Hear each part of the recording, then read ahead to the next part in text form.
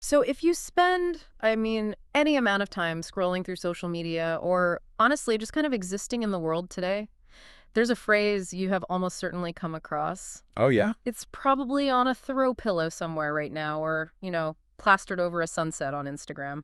No, I think I know exactly which one you mean. It's become sort of the 11th commandment of the internet age. Speak your truth, or the other big one, stand in your truth. It is everywhere. And I have to admit, at first glance, I get the appeal. I really do. It feels empowering. It feels validating. Exactly. It's like saying, hey, I matter, my story matters, and you can't argue with that. Right. It's become this cultural shorthand for authenticity. Yeah. And it sounds unassailable. I mean, who could possibly argue against someone speaking their truth? That's why we're here. That's exactly why we're talking about it. Yeah. Because we have this stack of writing here from an author, Mark Wells, and one piece in particular called The Fortress and the Field. And it suggests that this whole mantra might actually be, well, a trap. And not just a little trap. Wells seems to think this whole idea of your truth is actively stopping us from seeing, the truth. And that is the core conflict we are digging into today.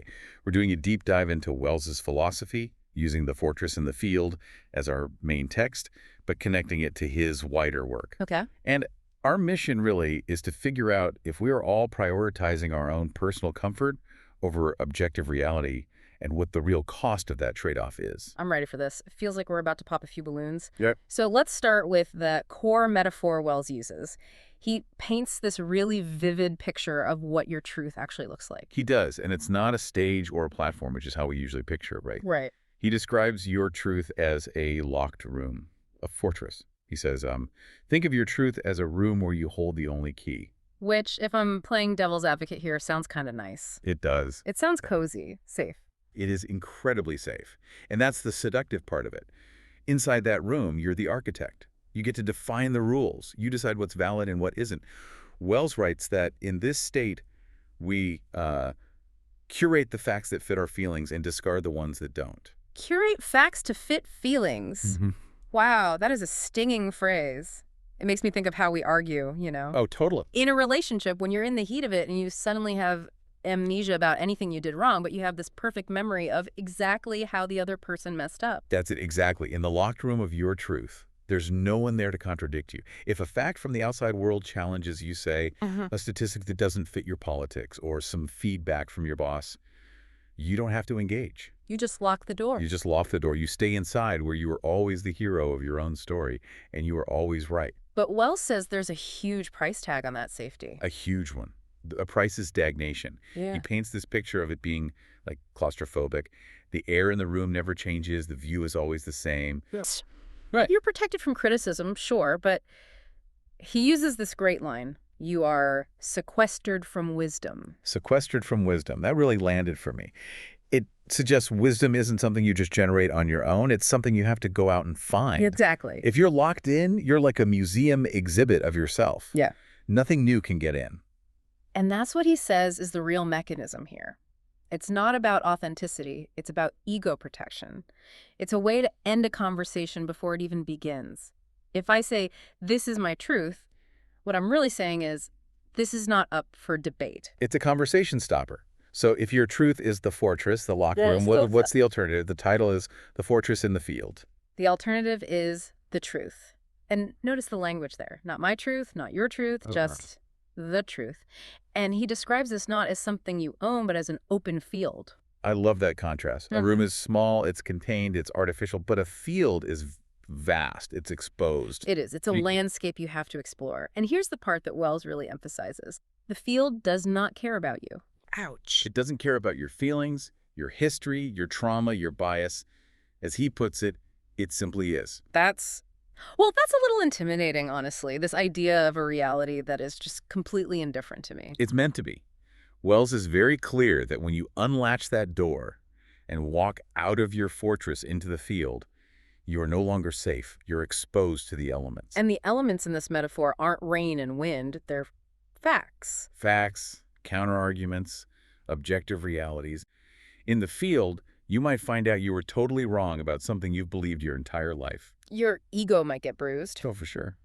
You might realize you aren't the hero of the story, So the obvious question is, why would anyone leave the nice, warm room? Why go out into the cold? Because that exposure he argues, is the only place growth can actually happen. You can't grow in a vacuum.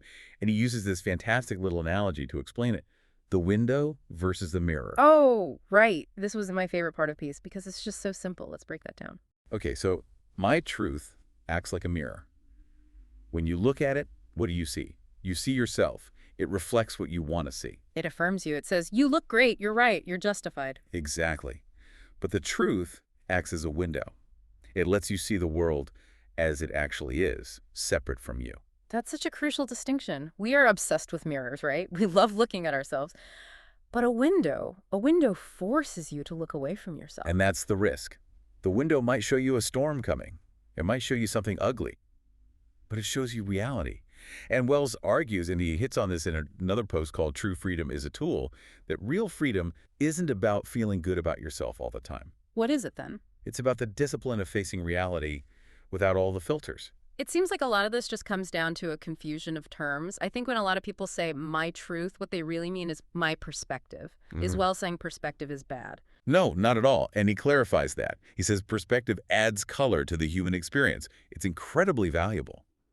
But the problem starts when we elevate our perspective to the status of absolute truth. Right. It's the difference between saying, I felt hurt when you said that, which is your experience, it's undeniable, Yeah. versus saying, you are a toxic person because I felt hurt. Precisely. The first one is perspective. I feel cold. The second is claiming a universal truth. This room is freezing. Well, what if everyone else is sweating? Your feeling is valid, but your truth claim is just objectively wrong. And when we confuse those two, we just close ourselves off. Wells has these great little lines to drive this home. He says, my truth seeks validation. The truth seeks discovery. And the other one was, my truth creates an echo chamber. The truth creates a dialogue. Yes. And that echo chamber point is so important today. If we're all just sitting in our own locked rooms, shouting our truths at each other through the walls, that's not a dialogue. It's just noise. It's how you get a society where we can't even agree on basic facts anymore because we're all too busy defending our own little fortresses. And this is where we can zoom out a bit and look at his other work. You start to see this isn't just a personal psychology thing for him. It's a whole worldview. The guy seems obsessed with stripping away illusions. Yeah, I was looking at that list of his other posts you sent. There's a really clear theme. He has one called The Armor of Anger, When We Hate to Hide the Truth.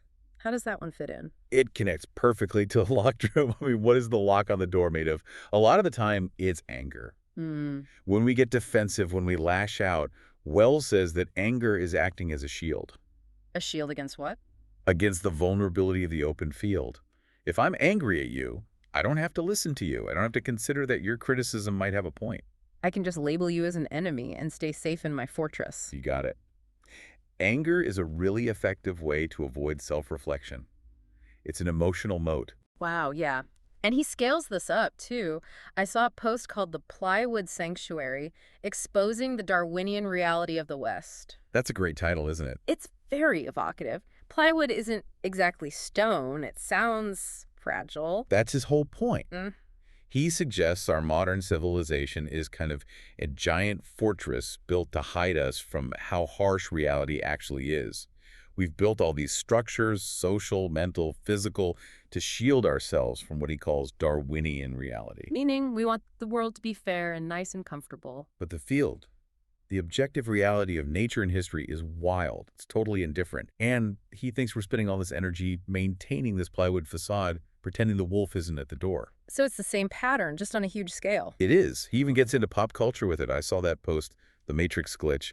Now, normally when I hear people talk about the Matrix or the red pill online, it gets very political, very fast. Oh yeah, you know where that conversation is going. But look at the subtitle he uses. Why the red pill was never about red versus blue politics. Oh, that's interesting. So he's trying to reclaim the metaphor. He is. Wells seems to be arguing that we've flattened this deep philosophical idea into a partisan bumper sticker. For him, the Matrix isn't one political party or the other. It's the whole constructed narrative. The whole thing. It's the plywood sanctuary. It's the locked room. Yeah. So taking the red pill, in his view, isn't about voting a certain way. It's that walk into the open field. It's being willing to see reality without the story you've been telling yourself, even if that reality is painful or it contradicts your whole tribe. Exactly. It's about intellectual independence. If you just swap one ideology for another, You're just moving from one locked room to another. That makes so much sense. And it's consistent. I saw another title, The Widget Effect, Why External Roles Can Never Fill an Internal Void. Same idea. Same mechanism again.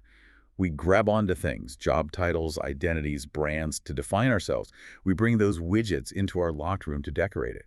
I'm senior vice president. I'm a vegan. I'm a fan of this band. I feel a little seen right now. I think I have a few of those widgets on my shelf. We all do. It's human. But Wells is saying none of it works long term. Those are just decorations for the fortress. To find out who you really are, you have to go out into the field where those labels don't mean anything. It's a pretty demanding worldview. It's not just be yourself, it's challenge yourself constantly. It is demanding, Right. but he would argue it's the only path to real freedom. Okay, so let's get practical. If you're listening to this and thinking, okay, this all makes sense, but how do I know? How do I know if I'm in the fortress or the field? Because the whole point of the fortress is that it tricks you into thinking it's the entire world. That is the tricky part, isn't it? Self-deception is the mortar in the walls. But Wells gives us a litmus test, a diagnostic question you can ask yourself in the moment. I have it right here, he writes. If you find yourself getting defensive when your ideas are challenged, ask yourself, am I protecting the truth or am I just protecting myself? That is such a piercing question. Am I protecting the truth or am I just protecting myself? It forces you to check your pulse, literally. If your heart rate spikes because someone disagreed with you About tax policy or a movie or whatever. Yeah. If your physical fight or flight response kicks in during a conversation, you have to ask why. Are you really fighting for the facts? Or are you fighting because your ego has gotten tangled up with that opinion? Because if it were just about the facts, you wouldn't be panicking. Facts are stable. Exactly. The truth doesn't need your protection. The mountains don't care if you defend them, right? They just are.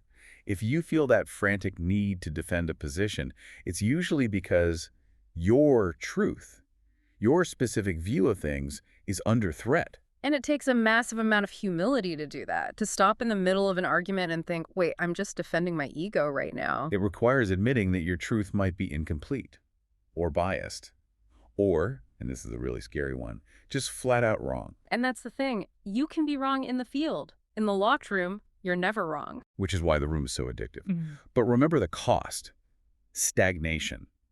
If you're never wrong, you never learn. You're navigating 2025 with a map from 1995. This connects to one last post of his that I really want to touch on because it takes this from a personal thing to a huge societal one. It's called The Ghost of Yesteryear. This is a heavy one, but it's a fascinating application of his whole theory. Yeah, it suggests there are these massive historical lies, ghosts, that we haven't dealt with. And Yeah. he talks about the myth that Black people feel less pain than white people, a lie created to justify slavery that, studies show, still affects medical treatment today. It's a horrific example of a falsehood that has survived for centuries. And the question is, why has it survived? Wells would argue it's because we're collectively locked in our rooms. In a society that prioritizes my truth and personal comfort, looking at a hideous historical reality like that is just too jarring. He would shatter the windows of the fortress. Completely. To really confront that ghost of yesteryear, you have to be willing to be uncomfortable. You have to admit your society has deep, ugly flaws. You have to admit maybe the system you benefit from is built on a lie. And if your main goal is feeling good or standing in your truth, where your truth is that everything's basically okay, you can't do that. You literally can't see it. The mirror won't show you the ghost. Only the window will. So the locked room isn't just a personal problem, it's a societal problem. If everyone is protecting their own narrative, we can never collectively face the hard truth we need to fix. That's the big takeaway, isn't it? A society of fortresses can't solve real problems. It can only argue about whose fortress looks nicest. To actually solve things, we have to meet in the field. It's a call to be tough, mentally tough. It's a rejection of the fragility that comes with speaking your truth when that truth is just a shield. Wells is asking us to be robust, to let the world hit us, and instead of breaking, to learn. So as we wrap up, let's just crystallize the core shift he's asking for. It's not about abandoning your feelings, is it? No, not at all. Your feelings are real. They are part of your perspective. The shift is from possession to pursuit. Stop treating truth like something you own and defend. Start treating it like a pursuit, a hike into unknown territory. My truth is a safe, stagnant, locked room. The truth is a wild, risky, open field where growth happens. And the goal isn't to destroy your perspective. It's valuable. It's just Stop treating it like a fortress. Open the door. Let some air in. Let the criticism in. And let the wisdom in. Exactly. You can't learn what you think you already know. You have to make space for the possibility that you're wrong. That's where wisdom enters. I want to leave you with a thought based on that Ghost of Yesteryear post. It's easy to apply this fortress versus field idea to our personal lives, like who did the dishes, but think bigger. If we are all locked in our rooms of personal truth, how many of our current societal pains are just ghosts we refuse to deal with because we're too afraid to step out into the open field? What ghosts are haunting your fortress? And maybe more importantly, do you have the courage to unlatch the door and face them? It's scary out there, but it's the only place where things are real. Thanks for diving in with us. We'll see you in the field.